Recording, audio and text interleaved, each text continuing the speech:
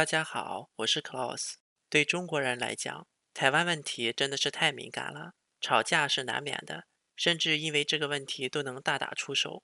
特别是在校园里边，台湾学生因为这个问题被大陆学生打屡见不鲜。越是敏感，我们就越应该要搞清楚，这才能体现我们频道的实用价值嘛。跟我们看到最后哦，谢谢。台湾自古以来就是中国的领土，这句话每个中国人都知道。那自古以来到底是从哪一年哪一月开始呢？古代的航海技术不发达，台湾海峡成了巨大的天然屏障。在中国，历史是义务教育的必修课，对历史有点印象的都知道，在中国宣称的5000年历史里面，一直到300多年前的明末，台湾这个词才出现在历史课本，也就是郑成功收复台湾。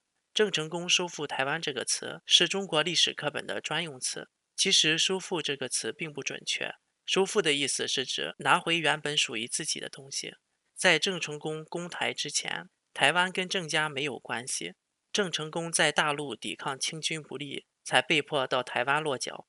在这之前的台湾也不属于明朝，跟之前的历朝历代也都没有关系。汉族起源于中原地区，也就是现在的河南。从黄帝大战蚩尤开始，中国都是在陆地上战斗，从来没有发展海外领土。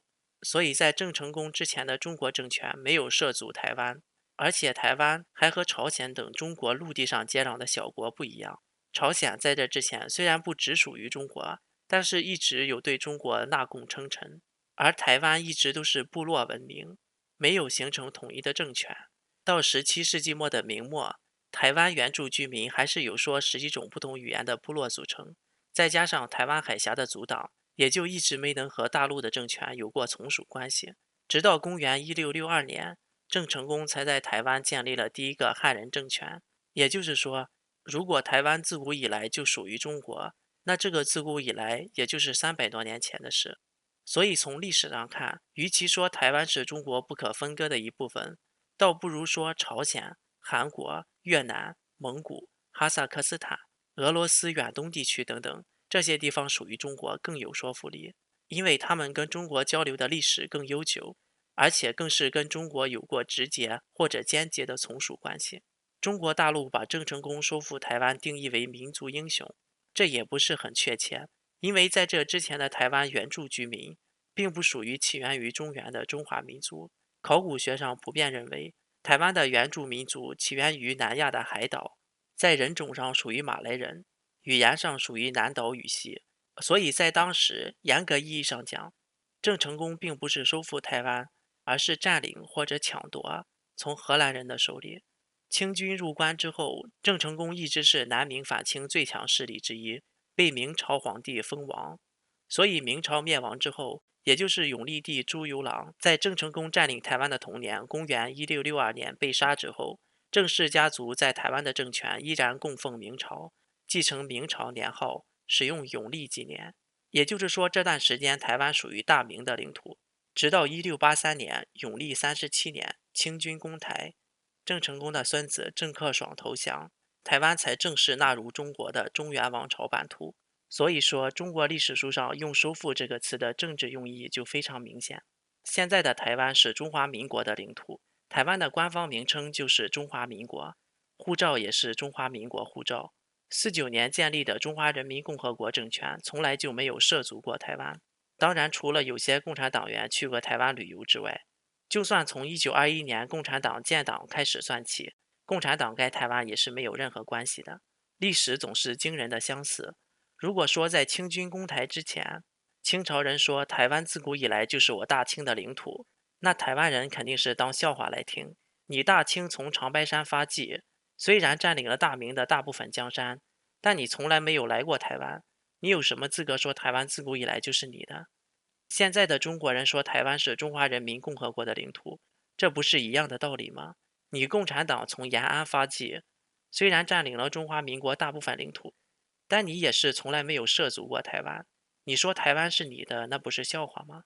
虽然我们很理解有些中国人迫切想占领台湾的心情，但事实上还没有占领啊。1683年之前的大清说台湾是他的，那就是笑话。但是1683年之后就可以光明正大的说了，因为清军攻台，台湾投降了。现在来讲，中国没有占领就是没有占领，事实就是事实。大陆人应该对毛泽东思想很了解吧？这是高中大学的必修课。实事求是是毛泽东思想的核心，直到现在也是共产党思想路线的实质和核心。那怎么又在台湾问题上这么不尊重事实呢？我们尊重有些人想占领台湾的迫切心情，但事实上没占领就是没占领吗？不能因为心情的迫切就编造谎言，违背自己的思想核心吗？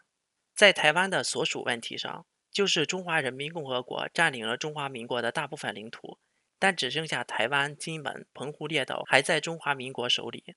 台湾在现在的中华民国还是一个省，中华民国除了直辖市，还有台湾省和福建省。所以，其实很多中国人故意矮化台湾，叫台湾省的说法也是正确的，确实是有台湾省的，只不过台湾省还是中华民国的一个省。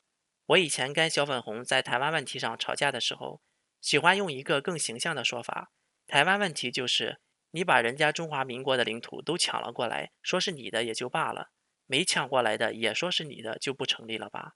就像我说我把你的东西都抢了过来，最后你只剩下一条内裤我没抢到，我还到处跟别人说你的内裤也是我的，不能穿，必须要脱下来还给我。这样做是不是有点不人道？最后抛开所有的不谈，我们生活在不同的环境下，自然会形成不同的价值观和意识形态。既然中国整天都说两岸同胞，既然都是炎黄子孙，既然都是中华儿女，那又何必苦苦相逼呢？希望以后不会再发生大陆人对台湾人的仇视，甚至拳脚相向了。统一不是目的，和平才是。理清统一和独立的逻辑关系，可以看频道之前的视频。好了，本次节目就到这里，我是 Klaus，我们下次再见。